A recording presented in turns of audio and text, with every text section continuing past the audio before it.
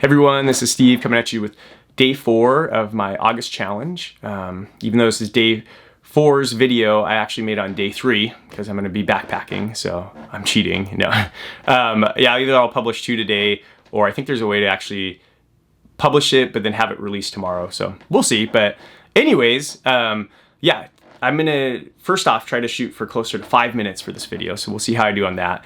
And then secondly, it's going to be a continuation of the video last time where we're talking about anxiety. And we kind of focused on the last video about just this idea of how if we're experiencing anxiousness, are we coming to the Lord with it? And are we like presenting it to Him or casting our cares on Him or giving Him our anxiety? Are we like holding on to it and trying to do it on our own, or just kind of like letting that thought or that thing perseverate? And just kind of an idea that I want to like leave you with, I guess, that I didn't share last video, was this idea of like, if you have something that you really care about and it's like in your hand, we'll say, and you want to protect it, like our natural instinct is to go like this, like we don't want to lose it. So we just like white knuckle it and we kind of guard it. And the problem with that is if it's something really important to us, so kind of pick your thing, what's important to you. Like let's say it's our family and we're just like white knuckling it. The Lord can't really like go in there, right? Like we're presenting this way where it's like, we're not allowing Him to like interact with this thing because we're just trying to do it all on our own. We want control. But if we go like this and we open it up and present it to the Lord, it just kind of makes sense that then He can actually work on that thing or that area of our life, if maybe it's an area of our life.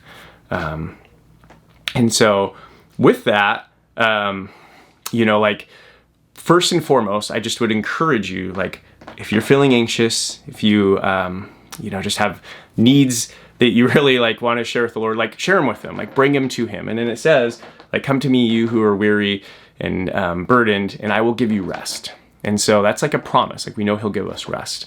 But one of the scriptures we talked about last week, and I think it's a beautiful one, is in Philippians 4, and it says, do not be anxious about anything, but in everything through prayer and petition with thanksgiving, present your requests to the Lord, and a peace that surpasses all understanding will guard your heart.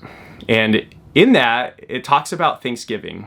And it actually talks about rejoicing in the Lord even earlier in Philippians 4, before that verse.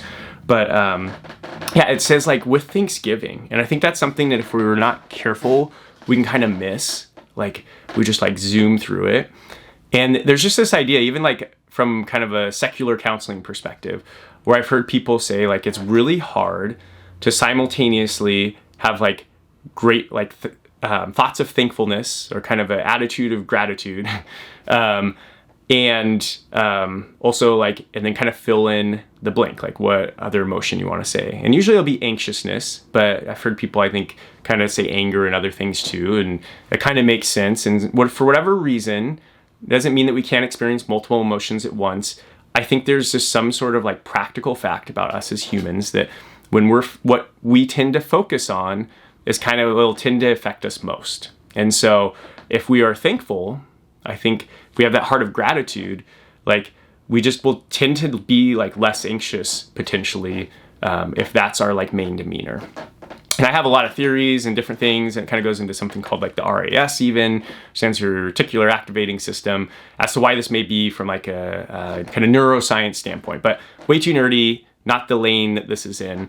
And I think even more importantly, while God maybe has designed us in that way, that there's like a practical, I think there's even more to that we see in Scripture. When we are like thankful to Him, there's something spiritual that's happening in our hearts that transforms us in a way that's like supernatural. Like a peace that surpasses all understanding means there's something supernatural in that if it surpasses understanding. It's not just what we can understand or even like reason out with the way that He's designed us, but there's something more going on that I believe is of Him. Like it's a power of God, right? And that's what I want to tap into. And so I think just practically, for me, I can share maybe glimpses of what that's looked like. But when I like am thankful for things that the Lord has done and I'm experiencing some sort of trial or hardship, it reminds me of who God is and like what he's done and how he's gotten me through in the past and how I believe he's going to get me through in the future again. So sometimes remembering and being grateful in that way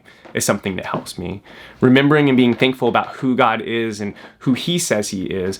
Like he says in Deuteronomy, I think it's 34, but how he is like a compassionate and gracious God. And I'll put the scripture down here because I'm going to butcher if I try to memorize it right now on the spot. But it talks about some of his characteristics, and we just see throughout the Bible, like God is love.